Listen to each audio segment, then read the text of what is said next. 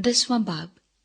Israel लहलहाती ताक है जिसमें फल लगा, जिसने अपने फल की कसरत के मुताबिक बहुत सी कुर्बानगाहें तामीर की और अपनी जमीन की खूबी के मुताबिक अच्छे अच्छे सतून बनाए।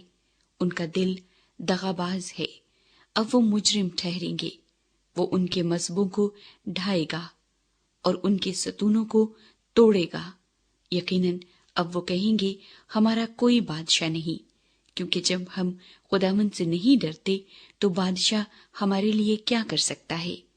उनकी बातें बातिल हैं, वो अहद व पैमा में झूठी कसम खाते हैं। इसलिए बला ऐसी फूट निकलेगी जैसे खेत की रेघारियों में इंद्रायन। बैत अवन की बच्चियों के सबब से सामरिया के बाशिंदे खौफसदा होंगे, क्योंकि वहां के लोग उस पर मातम करेंगे और वहां के काहिन भी जो उसकी गुज़िश्ता शौकत के सबब से शादमान थे। इसको भी असूर में ले जाकर उस मुखालिफ बादशाह की नजर करेंगे। इफ्राइम नदामत उठाएगा और इसराइल अपनी मशवरत से खज्जल होगा। सामरिया का बादशाह कट गया है, वो पानी पर तैरती शाख की मानिंद है, और अवन के ऊंचे मकाम जो इसराइल का गुनाह है बर्बाद किए जाएंगे, और उनके मजहबों पर कांटे और ऊंट कटारे उगेंगे। और वो पहाड़ों से कहेंगे, हमको छुपा लो, और टीलों से कहेंगे, हम पर आ गिरो। खुदावंद इसराइल पर गजब का ऐलान करता है। ऐ इसराइल, तू जिबा के अय्याम से गुनाह करता आया है। वो वहीं ठहरे रहे ताकि लड़ाई जिबा में बदकिरदारों की नस्ल तक ना पहुंचे। मैं जब चाहूं उनको सजा दूंगा, और जब मैं उनके 2 गुनाहों की सजा दूंगा तो लोग उन पर हजूम करेंगे।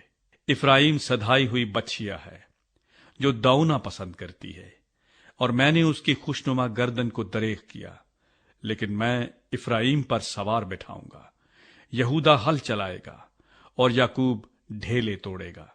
अपने लिए सदाकत से तुख्म रेजी करो, शफकत से फसल काटो और अपनी उफ्तादा जमीन में हल चलाओ, क्योंकि अब मौका है कि तुम खुदावंद के तालिब हो, ताकि वो आए और रास्ती को तुम पर बरसाए।